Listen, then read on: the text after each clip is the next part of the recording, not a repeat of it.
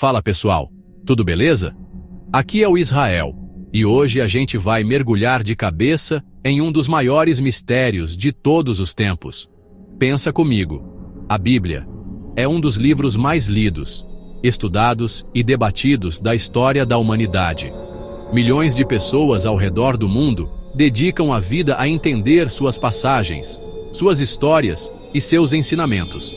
Mas e se eu te dissesse que, por baixo das palavras que a gente conhece, existe uma outra camada de significado, uma linguagem secreta baseada em números?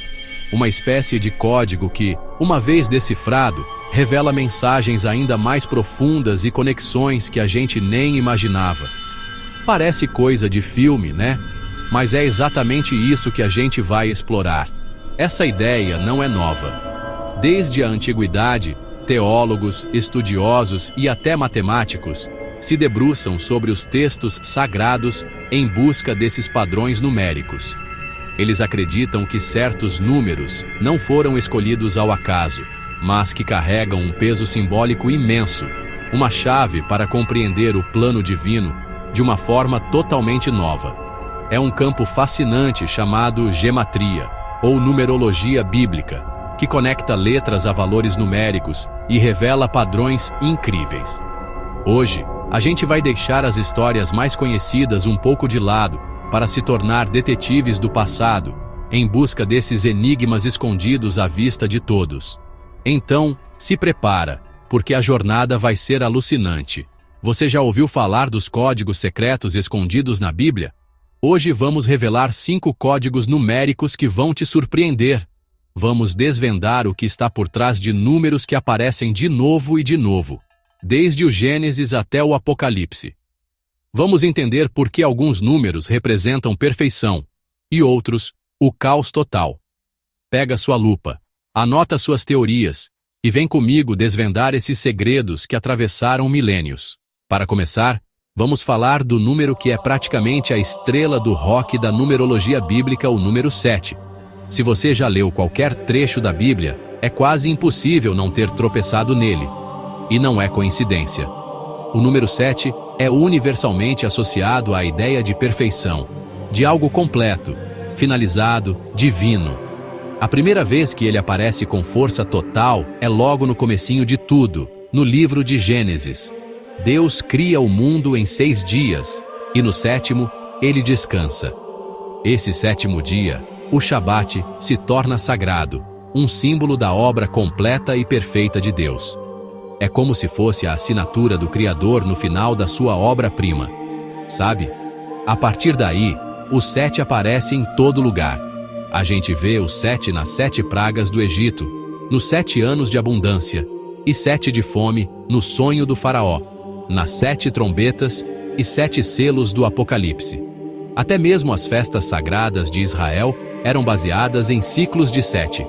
A Páscoa, Pentecostes, tudo conectado a esse número. Jericó caiu depois que os israelitas marcharam ao redor da cidade por 7 dias, e no 7º dia, deram 7 voltas. É um padrão tão consistente que os estudiosos acreditam que ele serve para reforçar a ideia de que os eventos narrados fazem parte de um plano divino, perfeitamente orquestrado.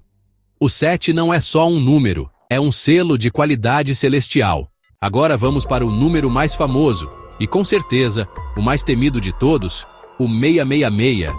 Esse número virou um ícone da cultura pop, associado ao diabo, ao anticristo, ao fim do mundo. Mas de onde vem isso? A origem está no livro do Apocalipse, capítulo 13, versículo 18, que diz: aquele que tem entendimento, calcule o número da besta, pois é número de homem. Seu número é 666. Durante séculos, as pessoas tentaram decifrar esse enigma. A interpretação mais aceita pelos historiadores e teólogos usa a gematria, aquele sistema que eu comentei, onde letras hebraicas e gregas têm valores numéricos. Nesse sistema, o nome do imperador romano da época, Nero César, que perseguiu brutalmente os primeiros cristãos, quando escrito em hebraico, Neron Quesar, soma exatamente 666. Era uma forma de criticar o imperador tirano sem dizer o nome dele abertamente.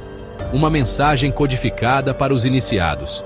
É como se o autor estivesse dizendo à besta, a personificação do mal na Terra, é esse cara aí. Curiosamente, alguns manuscritos antigos do Apocalipse trazem o número 616, que, pasmem, seria a soma do nome de Nero em latim. Ou seja, o 666 provavelmente não é um número místico do mal, mas sim um código político de resistência contra um opressor específico daquela época.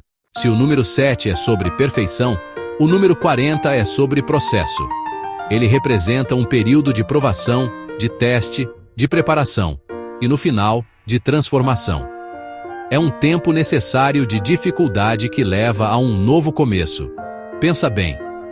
Quantas vezes o 40 aparece em momentos cruciais? O mais famoso, claro, é o dilúvio. Choveu por 40 dias e 40 noites, um período que limpou a terra para um recomeço da humanidade com Noé e sua família. É um evento de destruição, mas que resulta em uma renovação completa. Esse padrão se repete de forma impressionante ao longo de toda a narrativa bíblica.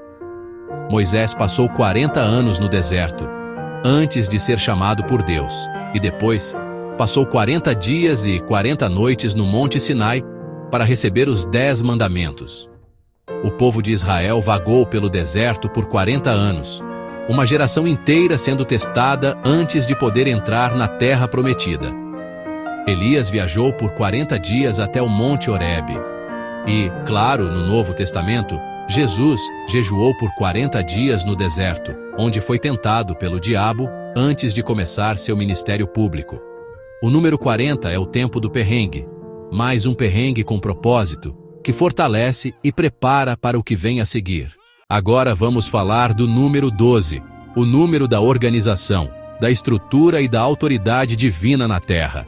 Ele representa a fundação do povo de Deus, tanto no Antigo quanto no Novo Testamento. No Antigo Testamento, a nação de Israel foi formada a partir dos 12 filhos de Jacó, que deram origem às famosas 12 tribos de Israel. Essa estrutura de 12 tribos não era apenas uma divisão familiar, mas a base de toda a organização social, militar e religiosa da nação. Era o alicerce sobre o qual tudo foi construído. Cada tribo tinha seu papel, seu território, sua identidade, mas juntas formavam um todo coeso, o povo escolhido. Esse padrão se repete de forma espelhada no Novo Testamento. Jesus, ao iniciar seu ministério, não escolhe 1, 2 ou 20 seguidores principais. Ele escolhe, exatamente, 12 apóstolos. A simbologia aqui é poderosa. Jesus está criando um novo Israel, uma nova aliança. E os 12 apóstolos são os pilares dessa nova comunidade, assim como as 12 tribos foram os pilares da antiga. O número 12, portanto, simboliza um governo divino perfeito e completo. No livro do Apocalipse, a Nova Jerusalém, a cidade celestial, tem 12 portões, cada um com o nome de uma das tribos, e 12 fundamentos, cada um com o nome de um dos apóstolos, unindo o Antigo e o Novo Testamento de forma definitiva.